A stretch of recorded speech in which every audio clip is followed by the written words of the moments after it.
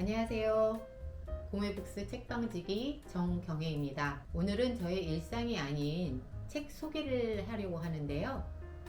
앞으로 한 달에 한 번 고메북스의 북클럽에서 읽었던 책들을 소개해 드리겠습니다. 저희 책방에서는 여러 북클럽이 진행되고 있는데요. 2018년도부터 토요 북클럽, 수요 북클럽, 그리고 철학 읽기 모임인 철든인, 그리고 한 작가의 작품을 6개월에서 1년 동안 읽고 있는 마니아 북클럽이 있습니다. 그 중에 책을 골라 여러분께 소개해 드리겠습니다. 이번 달에 소개해 드릴 책은 치누아 아체베의 모든 것이 산산이 부서지다와 헨리 제임스의 나사의 회전, 그리고 델핀 오르빌레르의 당신이 살았던 날들입니다. 앞에 두 책은 소설이고요. 당신이 살았던 날들은 인문학 서적이라고 보시면 될 것 같습니다.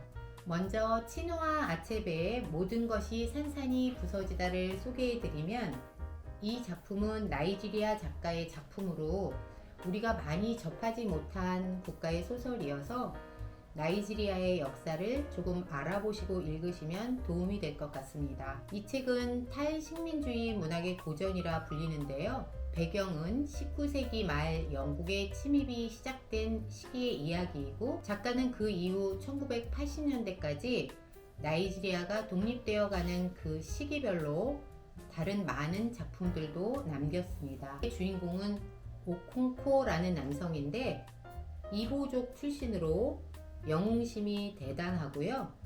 이 작품에는 이보어가 많이 등장하는데 무척 생소하고 특이해서 책을 읽는 재미와 어려움을 동시에 느끼게 해줍니다. 또한 미신의 풍습이나 구전되는 동화 같은 이야기도 많이 등장하는데요. 우리나라의 전래동화 같은 이미지랄까요? 하늘의 잔치에 초대받은 새들과 거북이 이야기는 거북이의 등짝이 왜 울퉁불퉁해졌는지를 알려주는 재미난 이야기입니다. 또한 이보어 중에 오구반제라는 말이 있는데요. 앞뒤가 뒤바뀐 아이라는 뜻이고요. 죽었다 다시 태어나기 위해 어머니에게 돌아오는 것을 반복하는 아이를 말합니다. 오싹하죠. 불쌍하기도 하고요. 해결책은 책 안에 있으니 읽어보시면 되실 것 같아요. 저는 모든 것이 산산이 부서지다에서 가장 기억에 남는 문장이 있는데요. 어머니는 가장 위대하시다 입니다. 북클럽에서도 많은 분들과 이야기를 나눈 부분이에요.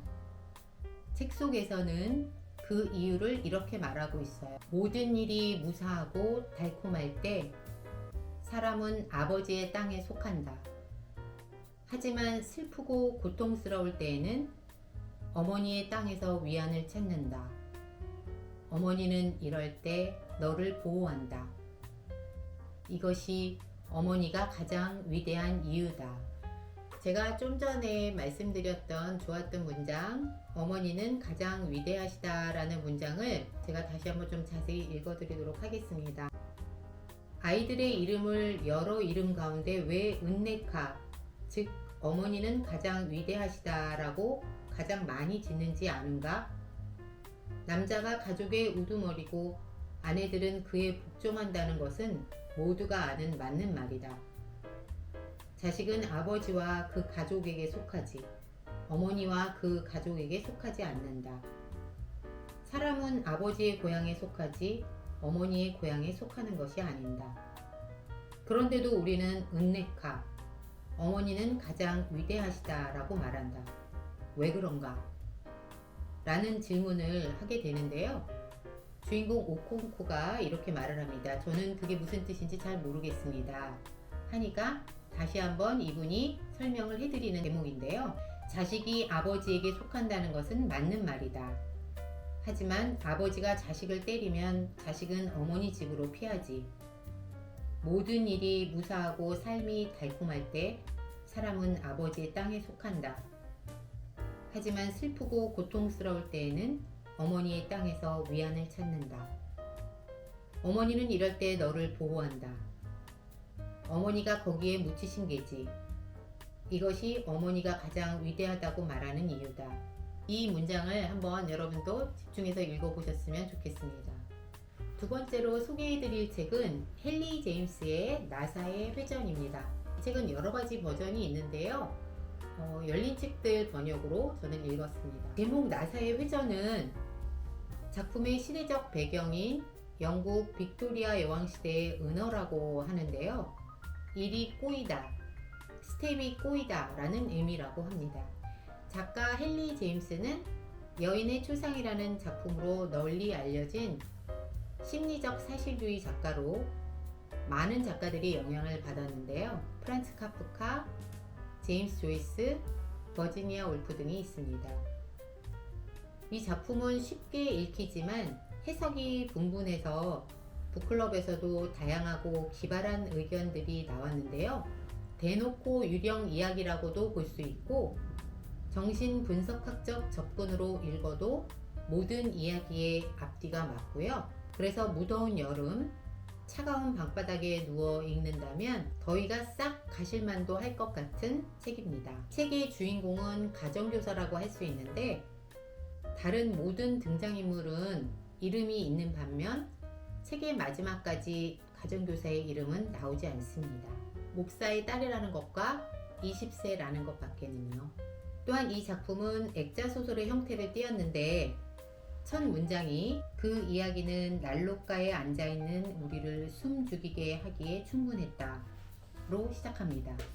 그 이야기를 더글라스라는 사람이 이야기하는데 그 여자는 죽은 지 20년이 되었고 그녀가 죽기 전에 문제의 그 원고를 제게 보냈습니다. 그녀는 매력적이었고 저보다 10살 많았고 제 누이의 가정교사였고 라고 웃만 띄우고 원고가 도착하면 사람들에게 읽어주겠다고 하지요. 그런데 저는 북클럽을 통해 소름 끼치는 해석을 듣게 되었는데요. 그 가정교사가 가르쳤던 아이들은 마일스라는 10살의 남자아이와 8살의 플로라라는 여자아이인데 마일스가 원고를 읽어주던 더글라스와 동일인이 아닐까 하는 의견이었습니다. 사실 작품의 끝에서 마일스는 죽거든요. 여러분도 꼭 한번 읽어보시고 이 부분을 의심해 보시기 바랍니다. 영웅심과 소유욕, 인정욕구까지 그득한 가정교사, 그리고 아이들과 함께 사는 넓은 저택에 등장하는 환영들. 마일스는 왜 갑자기 죽은 걸까? 혹시 죽은 게 아닌 건 아닐까? 심리와 추리의 재미를 이 책에서 느껴보시기 바랍니다. 마지막으로 소개해드릴 책은 델핀 오르빌레르의 당신이 살았던 날들입니다. 이 책인데요. 이 책에서는 유대인의 죽음에 관한 전통과 가치관에 대해서 얘기하는데 어떤 종교인이든 무종교인이든 상관없이 자신의 죽음에 관해 한 번쯤 고찰해 보도록 하는 인문학 에세이입니다. 어렸을 적에 탈무드는 한 번씩 보셨죠? 유대교의 많은 경전 중 하나라고 보시면 되는데요. 짧지만 지혜로운 이야기들이 많았던 기억이 납니다. 이 책에서는 작가가 11가지의 이야기를 들려주는데 저는 작가가 10살 때 할아버지와 할머니 집에서 겪었던 일을 이야기해주는 대목이 가장 기억에 남습니다. 어린 델핀 오르빌레르는 오빠의 장난감 한 귀퉁이를 씹어먹게 되는데 그 장난감의 재료가 레진이었나 봅니다. 자신이 레진 중독으로 죽게 될 것이라는 확신을 갖고 두려워하던 어린 델핀 오르빌레르는 할아버지에게 사실대로 고백을 합니다. 할아버지는 그 이야기를 듣고 곧장 오빠의 장난감 한 귀퉁이를 똑같이 잘라 먹습니다. 할아버지는 죽음 앞에서 어린 델핀 오르빌레르를 혼자 내버려 두지 않을 것이라고 말씀하셨습니다.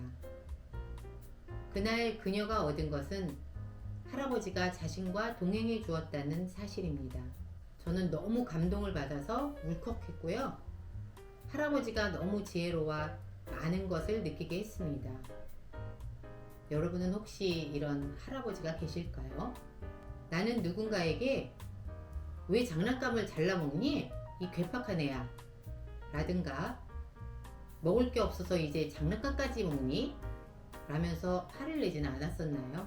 제 자신의 모습이기도 한 것 같아 생각이 많아졌던 이야기였습니다. 좀 전에 말씀드렸던 작가의 10살 때 경험을 책 속에 있는 문장으로 소개해 드리도록 하겠습니다. 할아버지는 내 침대 발치에 앉으시곤 부드럽게 나를 다독이며 나의 두려움을, 그러니까 나의 죽음을 당신에게 털어놓도록 했다. 나는 오빠의 장난감 도둑질, 내가 뿌리치지 못한 그 코팅된 레진의 유혹과 그것을 맛본 지고의 위반, 죄의식과 공포, 그리고 내 안에 파고든 죽음에 대해 할아버지께 이야기했다. 그 고백이 아직도 내 귓가에 맴돈다. 유대교에서 고해는 사실상 존재하지 않는다. 임종을 앞두고 하는 고해를 제외하고는.